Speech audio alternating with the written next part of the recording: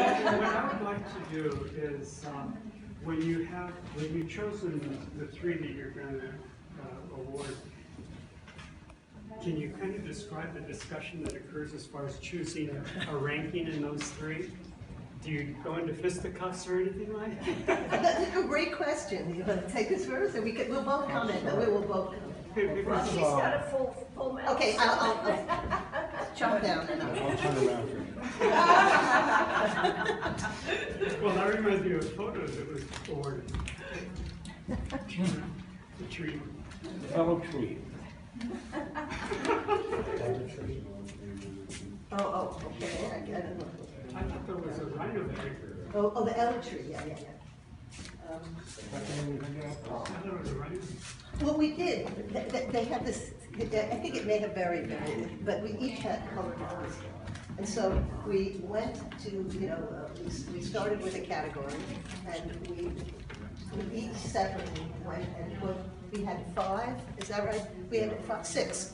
So we were awarding first, second, and third, and honorary mention, and also. So we had to keep in mind, it was going to be a best of show, but it was too early to do that. We knew that there would be a judge's choice. So we all try to really be on one page on this. And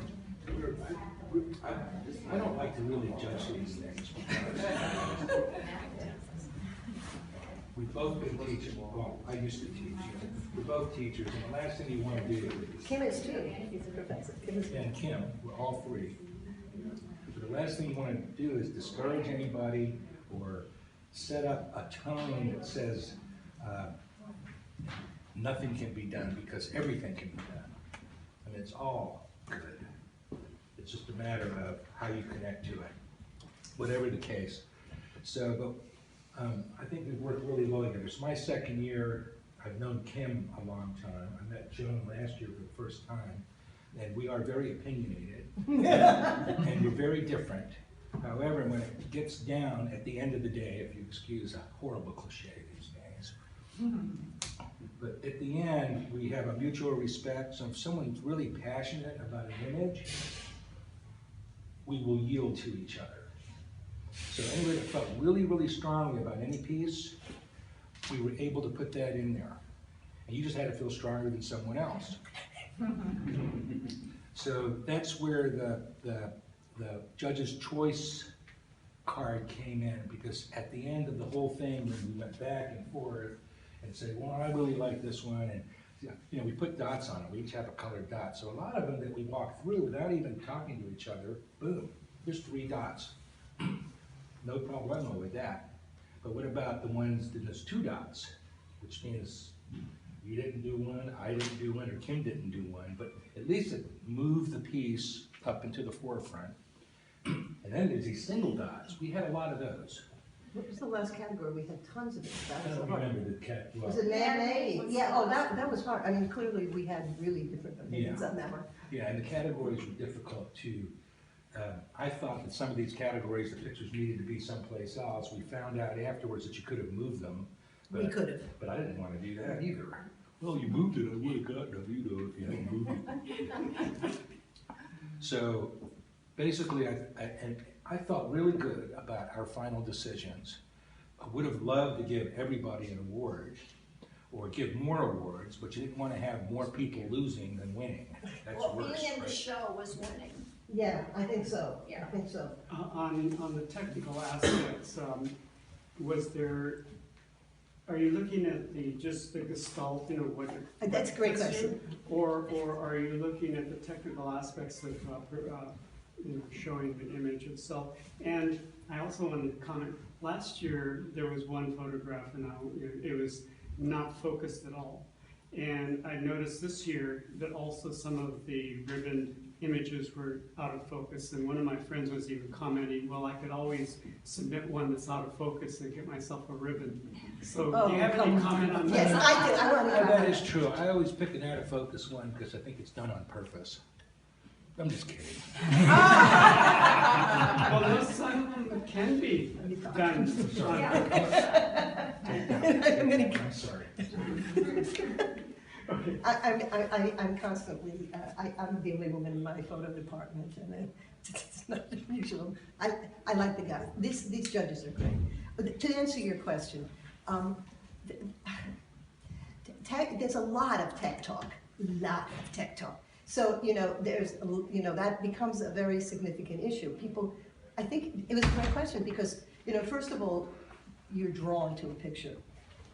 And if you like something, you first have a gut feeling, oh, this is really good. And so there'd be things like, well, yeah, I really like it too, but it doesn't have this, or it's not a good quality print, or it's this, or it's that. So there's a lot of technical issues that may end up disqualifying it for the particular prize.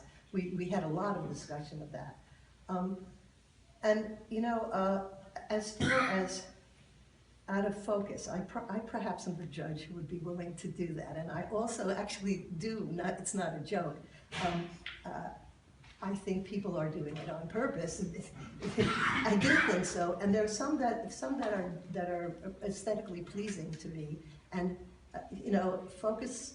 I mean, I think everything is pretty much every picture here is very sharp focus. There might be one or two, and it's hard to get by the other two judges. But I think you saw that, right? In fact, my judge's choice is it's not that of focus, but it's something specifically that I know that the other two guys would go for.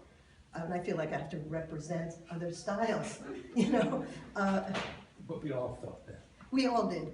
We talked about the makeup of the judges. I would hate not to be a judge again, but on the other hand, we all come from some photojournalistic background. Kim, for sure you. I have not quite as much, but some. And I think, so sometimes criteria creep in there that are not necessarily part of the guidelines, which is something I notice in other people. Of course, they notice it in me. What do I mean?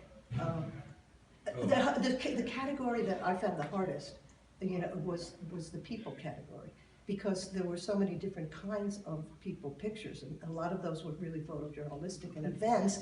And then we judges are choosing them because it's got this characteristic which we want because that's a photojournalistic characteristic. But that's not necessarily if you have a beautiful portrait, where you get a real strong sense of the person. And the mood and the thought, and it's technically well done, it might not have, the immediacy of a moment, but it's a beautiful picture of a person. So I think these are tricky things, and that category more than any. And the people thing, as far as, and that's what I was wondering, it's a portrait or people, but is it within people that you're emphasizing in action, or people like a portrait?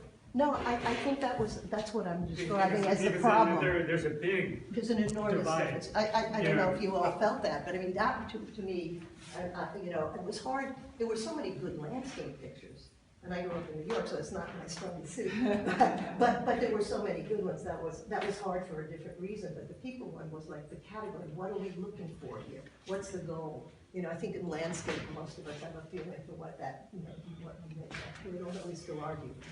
I would have felt that nature was the same kind of thing, because you have everything from Animals.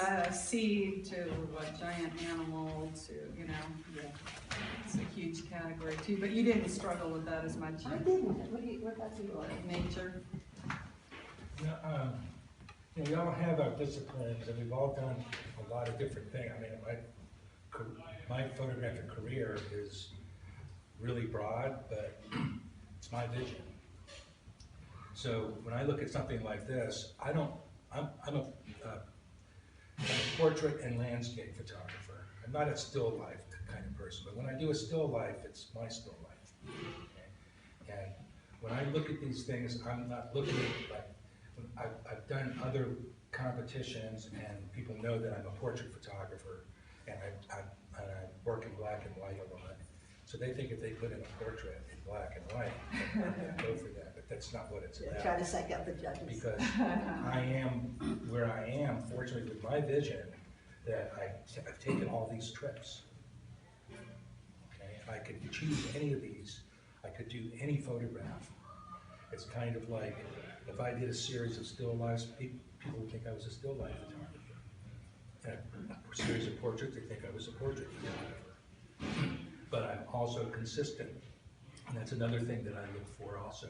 So no, I didn't have any problems with the landscapes. I do landscapes. One of my landscapes are big negatives, contact prints with long exposures.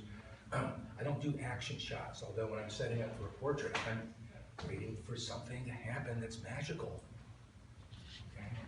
So anything really goes. And back to the focus thing, people do that intentionally. I had a student, all the photographs were out of focus. But it wasn't about being out of focus, it was his vision, or her vision, I don't remember what, man or woman.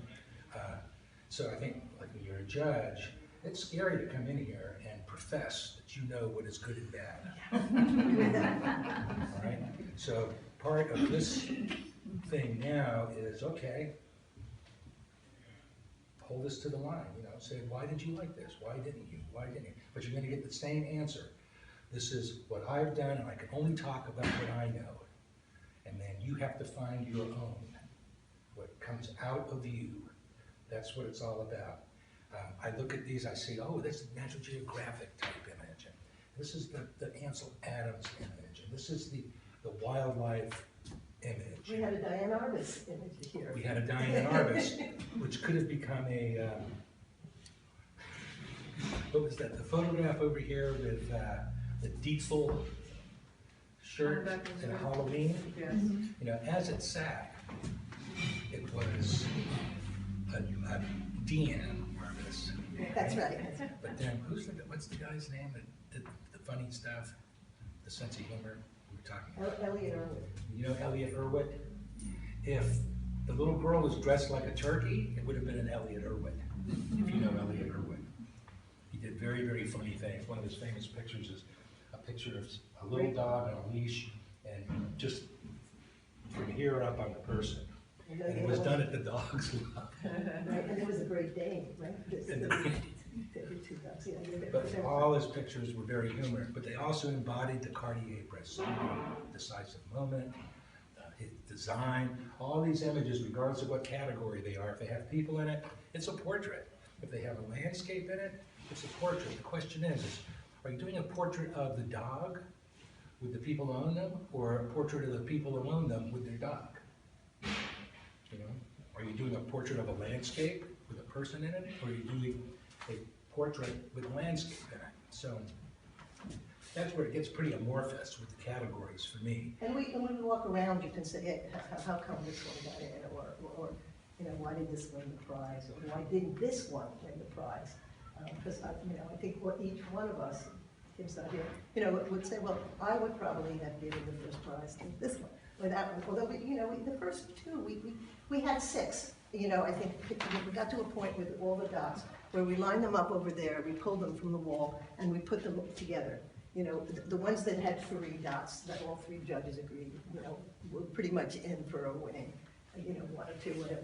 But then, then we ended up eliminating 2 often, of the 6, So. And then things would move around. Yeah. There's a lot that goes, when you make a photograph, when you make any kind of creative thing, what is your primary reason for doing this? What is that? You respond to it. And it's natural for a human to want to share something that they've been touched by. People who make art and put it in a closet and don't show it to anybody, doesn't mean they're not a great artist, but they have some social issues. Right. And for me, originally when I was a kid making photographs, it was also a gateway for me for a social interaction, because I was a geek, a nerdo. So this was a way for me to identify myself as I grew up to find out who I was. And I realized that I could be a photographer because I enjoy people. It gave me a social avenue into my life. I'm very creative, visual. I'm not a radio. I'm not an audible learner. I'm a visual learner. So it was a great profession for me. And it's all far more complex than that. So, but back to when you're putting a picture up, so what we do as judges, and what you will have to do as judges, and I hope everybody puts themselves in that situation, is first you gotta walk into it with your guts, and that's how you produce your own work anyway. So, you know, we go through these things, I've looked at each one of these photographs at least 10 times. Yeah, no, we really spent a lot of time Move the individually dots, going through move this on the around. computer. I'm not thinking about what is hip, what is cool, anything like that, that's in the mix, sure, but look, this is very, you know, contemporary. In this digital age, do you weigh in on what might be manipulated and what might not be? That came up, Yeah, it's interesting. that came up. It does come up. I mean, And probably the most, is one valued over the other? it depends on the judge. Here's a story, with photojournalism, you know, it's very Yeah. important that things be accurate, especially in a lawsuit, right? You wanna bring in a picture that's been manipulated. You never had that before unless you were such a good retoucher, but it was you could easily figure it out. And the rules around that Yeah. were different in There's a the thing 40s and the 50s. There's a and story with the changed a lot. morality of photojournalism, where, okay, you're working for a newspaper. You know, the newspaper and press photography, I mean, if you look at issues, civil rights, whatever, you know, that's really affected people. War photography, people respond to the horror of this stuff. Where's your negative? And as a photographer, and I've had a student who came back from Vietnam. He was a Green Beret, and when this is back in the '60s, and when the war broke out in the Middle East, he was gone. He had photographs as a Green Beret of beheadings, things like that, with just horror. But he loved this stuff. He's also a case. This was hard, you know. You know, if you've known paramedics, you have to separate doctors, all this stuff. Anyway, so you called out to photograph this horrible accident.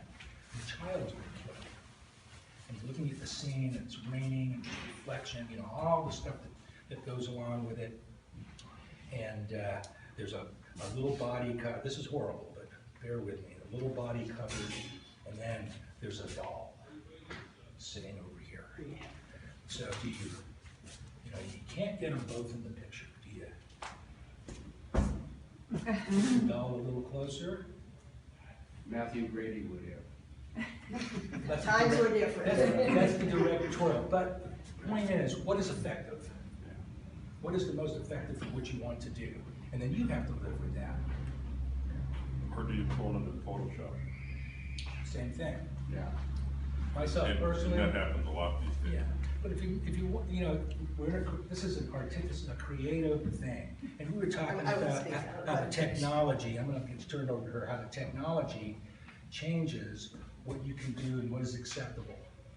Well, just to say, you know, I do teach photojournalism at the community college, and I teach, you know, the rules, you know, you can't do the kinds of things you can do in fine art with you know, all the different photo editing programs. Then you can't do that in photojournalism, and there are ethical, we go through all the rules and all the things that Art was saying, and I feel strongly about that.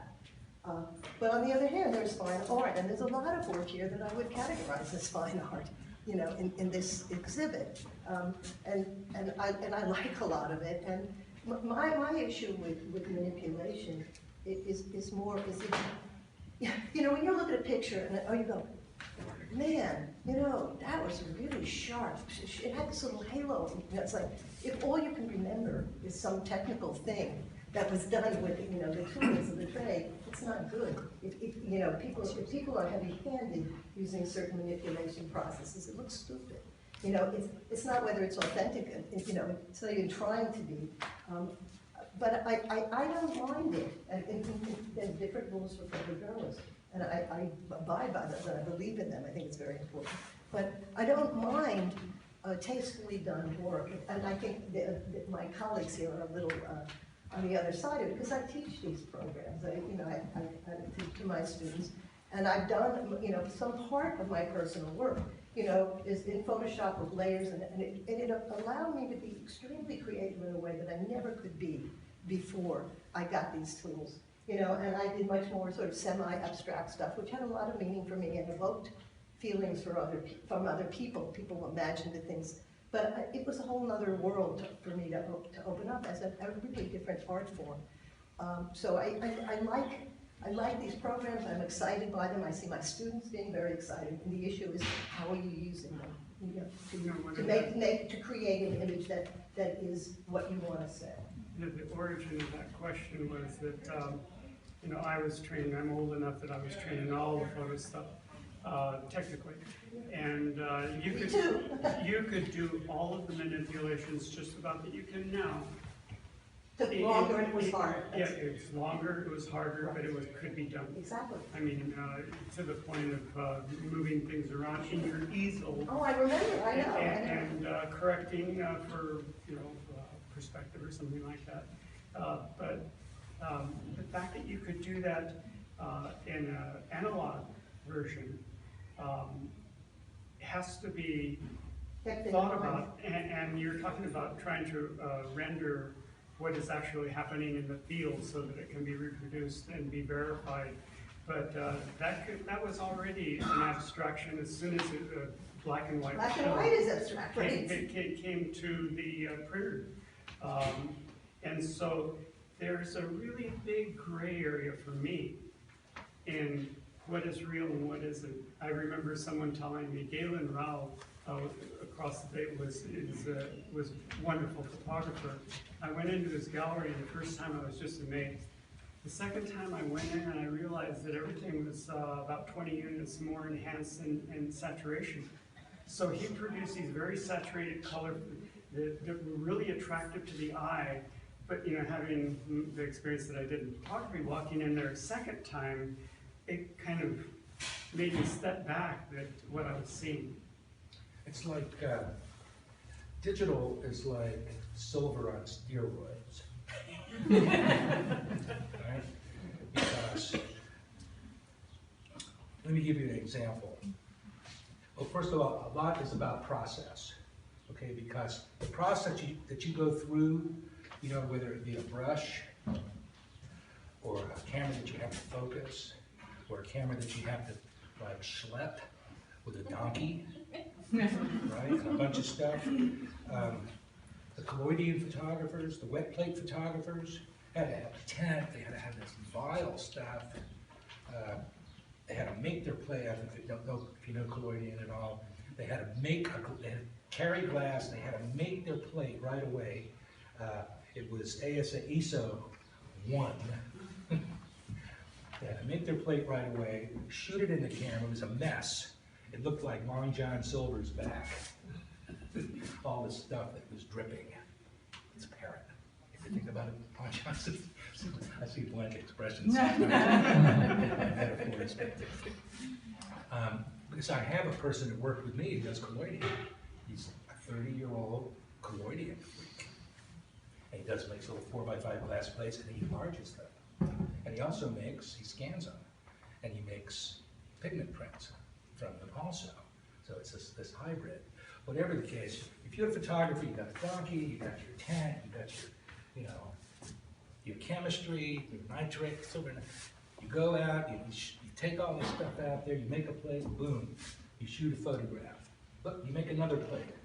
Then you process it while it's wet because it lost its sensitivity. So then George Eastman came out with the dry plate. So now you didn't have to go and do all this stuff. But you missed that part of the process, okay? It's like when you go buy a tomato. You can buy a tomato at Safeway that came from another country and went through FedEx to get here, or Mexico, or whatever, okay? Or you can go to a farmer's market and you can buy a tomato that the person sitting there grew, or at least he bought it from somebody that he knew. Or you can grow your own tomato, all right? And probably, you probably blow it for a while because you have to learn the process of growing tomatoes. But all these, what comes along with this is an experience, a process. And for me as a portrait photographer, when I make a portrait of somebody with an 11 by 14 inch view camera and I'm sitting there and I say, hey, you want to see what this looks like? And this process becomes more and more intimate with not only myself and the tools, but myself and the subject, and vice versa. It becomes a collaboration. which I must tell you, magically makes a beautiful portrait. Not only technically, because of the big film and because of the contact print, but of the process. It's there. All that stuff is there. What goes in, you are what you photograph, so to speak. You know, I appreciate this. I thought the last few years that I was teaching the darkroom class, we had our student that, you know, I inherited an assignment, and they're trying to understand contrast. You know, and they're going in and they're, you know, shooting, and then they're developing the film, and then they're doing, you know, prints with gray, you know, it was incredibly time consuming. They were printing, trying, they were not understanding, and I said, come into the computer room with me. Which is sort of just the opposite of what you're saying. I said, come on into the computer with me. You know, and with Lightroom, I said, watch, here's this picture. And I particularly chose one that was sort of flat, neutral, you know, not very good. And you know, I just yank the slider one way, yank the slider the other way. Dark's getting darker, light's getting lighter, you know, or the opposite. And they went, oh, I get it. And I feel like there is something, you know, people in my department are often saying, you know, that doing black and white is a tremendous background for, if you're going to go into digital photography, for learning. And, you know, I have done it just like every one of us, you know, because I'm a certain age, but I feel like when you try to teach people about photography, really teach them, we had this discussion last night, not just say, here's your iPhone, press the button and you take a picture. And even there, we could have a composition class for people who are just taking iPhone pictures and who do 10 times better. But, you know, you have to, you know, it's, the technology can be very fast and you can get immediate feedback. And, you know, and when you do, you can improve more rapidly. You know, if you don't throw out everything, you know, right, in the interest of speed, you can actually get really good feedback. I'm constantly saying to my students, did you not look at the back of the picture and see that it was dark? I said, you know, we didn't have that, right? We didn't have that. You know, you had to wait to go home and develop the film. You know, after a while, you had a better feeling that you were going to get a decent. So just, you're seeing it right there. Plus, you've got a histogram, which is even more information. Why aren't you doing something? And we use Polaroid, right? You know, we use Polaroid. It's not like that's new, like to get immediate feedback. You know, and it wasn't as immediate. So, you know, I think that there is a case to be made for still learning with digital stuff, for learning with digital stuff. The issue is to what we talked about last night is, what are you trying to say?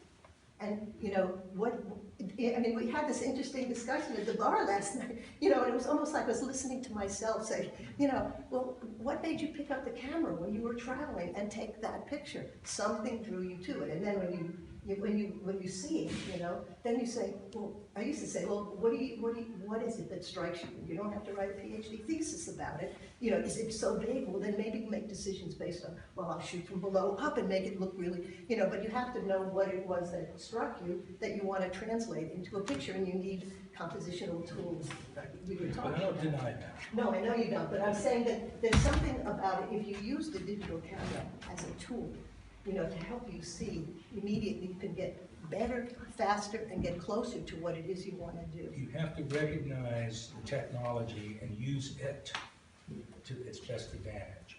I would not drag an 11x14 out into a war zone. Hold fire. Once. I just have I want to have the fastest thing, and you know, you got like a little dish on your helmet so you can beam it up to the press before you're even done shooting, right? Okay, and that is incredible. The point I was going to make with colloidium is that when dry plate came out, all of a sudden, everybody could do what colloidium photographers did. And there were people that were colloidium photographers said, oh yeah, process, this, you know. But colloidium is colloidium, all right? Dry plate was dry plate, and that opened up a whole new world for photographers because they no longer had to have a donkey and do all this stuff. Then they're shooting dry plate with big cameras and all that. You still got to schlep this stuff around, and you still got to study it. And then the brownie box comes out. To me, the digital revolution was as powerful as the brownie box. It is the brownie box of the 21st century. The brownie box, you can just send it off. They send it back. Press fully- the button, you go don't have- through the rest. You don't even have to load the camera again. They tried to reintroduce that with the Instamatic, because people couldn't load it. You know, we shot, oh gosh, 50 exposure roll on this, but I get a good deal. Film never went through, just stayed in the canister. So, and now with digital, it's opened up all this, and it's like, all of a sudden it's color. To me, digital is color for me. A lot of people are still shooting color film, but it has its look. I'll take one more example. I have a friend who is a painter, and I've known him for 40 years. He also knows photography, and we were talking about that last night, because a lot of graphics people incorporate photography into their work, all right? They shoot something, they put it. And I said, Tom, tell me, what's the deal with this oil painter? I said, what's the deal with oils? And how come you don't use acrylics and all that? He says, well, the thing with oils is the way they go on. It's the way they dry. It's the pigments of the colors. And I said, God, that sounds like my spiel on silver. And we've done 3 shows, 3 exhibitions called Silver and Oil. We go out together. I schlep my big camera. He's there with his, plein air. All right? I often am still out there, and he's done. He's laid it all in. He goes back and works on it. Okay? I have to go back. I've got processing and printing on the back end, but I'm there. I'm doing it. Just takes time. Next thing you know, 2 hours is gone. Now, the problem for me that I see with the iPhone thing, with everybody being a photographer, like people come to me and say, well, what do you do? Oh, I'm a photographer. I said, well, isn't everybody? Because it is now. It's broad. Digital has brought this visual art. It's an opportunity for everybody to come up with results that, if you got into it years ago, you had to work really hard to get that. Now you can shoot sharp, color balance, with an iPhone. I have a daughter who I hope will get interested in photography. I gave her a Nikon FM. She's 27. She said, Dad, I want you to teach me about silver. I want you to teach me about photography. I said, well, here's an FM, take it with you. She never even looked. She said, Dad, it's too much trouble. And she sends me all her stuff from her iPhone. She doesn't even want a digital camera. The iPhone is it's amazing. And their venue is not publishing a book. It's an LED screen. It's a computer. And that's another thing. When we looked at all these pictures, we get them online back home, and we look through. We get how many more than this? 3 times as many, or We something? had 420, right? 420. 10? 420. 420. And we go through them all several times again. You just look at them the same way, but it's amazing to see them with this output. It's a level playing field for all you guys, because we can't introduce at that level the size of the print. And you're asking about how do we technically judge these things? Well, to me, it's very important what size your print is. Some people just make 40 by 50s. They're always going to seduce you a big print like that. But what about a little teeny print? But will it work as a teeny print? And there's a lot of pieces in here that I think should be bigger. I like big pieces because you can see in these and you can step back and see them differently, all right, than you can. So we couldn't judge on that dynamic. We couldn't judge on focus. When we look at them on a screen, they're backlit. It's like looking at a transparency, a Kodachrome. They really light up something that looks dark here. Dark here, it's called reflection density. By the time the light hits it and bounces back, there's not as much light. All right, on a screen, it's just pounded through your rods and cones. So that's another dynamic we have to deal with. Size, scale, technique, focus.